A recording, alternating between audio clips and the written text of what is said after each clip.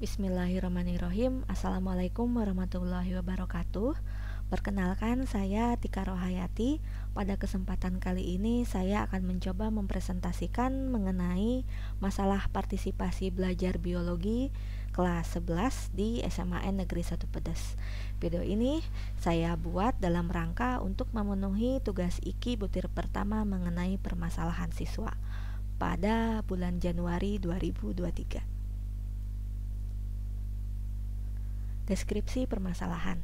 Terdapat lebih dari 50% peserta didik di kelas 11A dalam tanda petik, ini merupakan inisial saja, yang memerlukan peningkatan partisipasi pembelajaran biologi.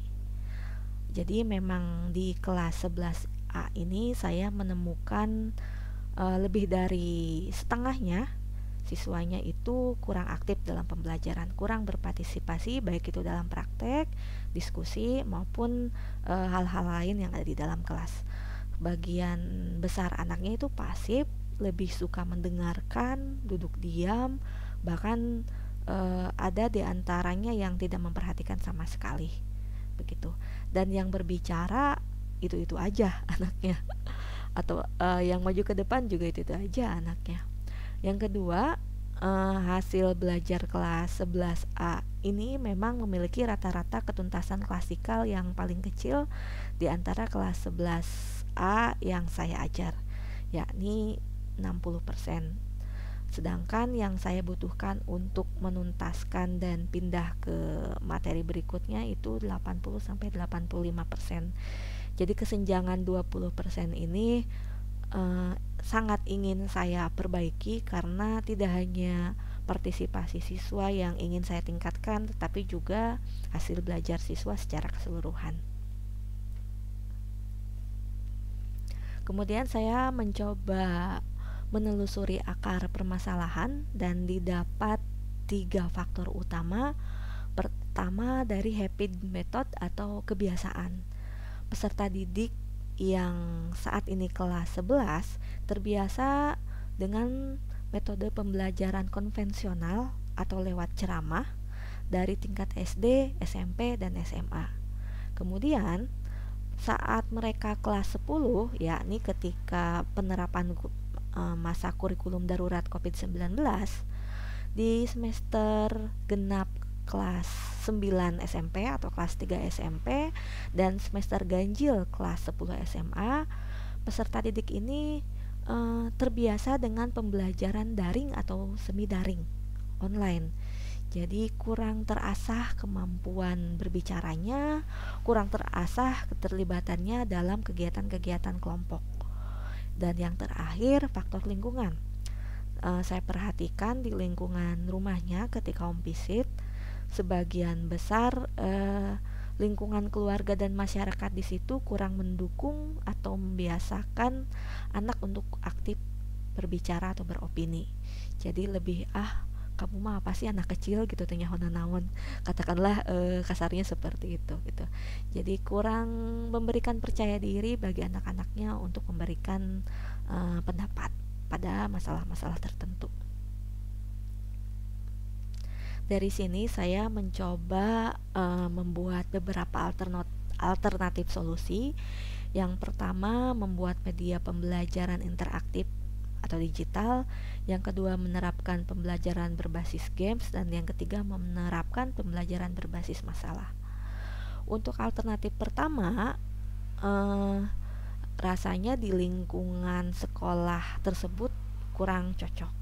Pertama, dari segi peraturan siswanya dilarang membawa HP, dan kedua, belum tentu anaknya juga punya HP atau gawai gitu ya. Jadi alternatif ini jika kita membebankan ke pemanfaatan media, rasanya kurang cocok untuk kondisi kelas di sekolah ini gitu. Yang kedua, menerapkan pembelajaran berbasis games. Ini tentu saja sangat menarik dan bisa menarik perhatian dan pembelajaran siswa. Hanya saja banyak para ahli dan teman-teman juga yang berpendapat jika menerapkan pembelajaran ini esensi dari tujuan pembelajaran, esensi dari KD-nya kurang maksimal gitu. Jadi siswanya lebih fokus ke main game dibandingkan ke pemahaman konsep. Ya walaupun pemahaman konsep bukan tujuan utama ya, tetapi kita tidak boleh terlalu di luar jalur, terlalu out of the box. Jadi saya pikir pembelajaran berbasis games ini juga kurang cocok gitu, apalagi sasarannya ini kelas 11 itu kelas MIPA gitu. Nah, yang alternatif ketiga, menerapkan pembelajaran berbasis masalah, saya berpikir ini merupakan solusi yang menurut saya akan efektif saat itu di pembelajaran. Yang terpenting anak dikenalkan dengan hal-hal yang ada di sekitar mereka atau hal-hal yang pasti suatu hari akan mereka lakukan begitu. Nah, dari hasil pemecahan masalah ini, setelah memilih antara media games dan PBL, saya memilih PBL dan sudah saya laksanakan alhamdulillah di kelas tersebut, dan hasilnya partisipasi siswa itu terjadi cukup baik meskipun saya tidak menggunakan angket ya atau instrumen-instrumen yang diberikan kepada individu. Saya mengukurnya dari hasil observasi, kemudian wawancara sedikit dengan anak-anak. Kira-kira seperti itu. Mungkin kedepannya jika hal ini akan saya manfaatkan untuk lesson study, saya akan coba membuat instrumen individu yang nanti bisa diolah datanya secara kuantitatif dan kualitatif. Nah, ini contoh ketika mereka diskusi kelompok dan presentasi. Jadi satu kelompoknya terdiri atas 4-5 orang, mendadak dibuatnya. Saya persilakan anak-anak untuk memilih kelompok begitu. Memang ada ada yang gak kebagian gitu, ada yang sampai berenam, ada yang cuma 2 orang, tapi justru di sini tantangannya gitu, karena partisipasi siswa kan melihat dinamika kelasnya. Kalau kelasnya ternyata berkubu-kubu gitu, pasti mereka akan berkelompok dengan orang-orang yang sama. Tapi kalau dibuat random itu berbahaya juga gitu, karena ada chemistry yang tidak bisa kita bantah gitu. Jadi untuk hal-hal yang tadi misalnya ada yang nggak ada temennya, saya coba koordinasikan, saya coba bujuk gitu agar bisa mau dengan temannya yang lain. Kira-kira seperti itu. Nah, ini contoh LKPD yang saya buat. Jadi tugasnya itu adalah memastikan hasil ronsen yang tertukar pada gambar di LKPD itu kembali ke pemiliknya. Jadi ceritanya ada 3 pasien yang melaksanakan ronsen dada gitu, bagian toraks di suatu rumah sakit, namun karena suatu hal tertukar, jadi judulnya hasil ronsen yang tertukar, mirip dengan judul sinetron, dan siswa berdasarkan hasil pengamatan ronsen A, B, C ini dan penyakit, diagnosa awal penyakit itu harus bisa memberikan hasil ronsen ke orang yang tepat, itu PBL-nya. Jadi kan PBL saya coba cari masalah yang dekat dengan kehidupan gitu. Suatu hari mungkin siswa ataupun keluarga pasti akan melaksanakan ronsen kan ya.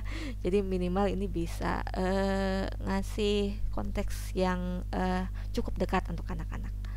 Nah, dan di situ jawabannya atau hasil diskusinya ditulis di bagian belakang, dan saya sengaja membuat stempel di sini, stempel good job, agar lebih menarik saja gitu. Sebetulnya ini ide ini saya dapat dari teman yang merupakan guru SD juga, guru PAUD juga, karena punya PAUD.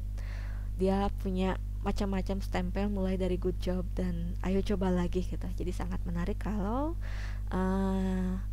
dimanfaatkan di tingkat SMA. Tapi mungkin jangan berlebihan juga ya. Jadi seimbang aja begitu.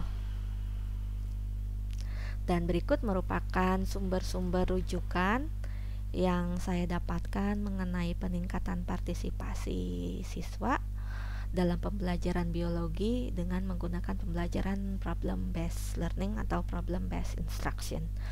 Terima kasih. Mudah-mudahan dapat membantu rekan-rekan guru semua. Mohon maaf atas kekurangan dan kesalahan. Sampai jumpa lagi nanti. Ciao. Wassalamualaikum warahmatullahi wabarakatuh.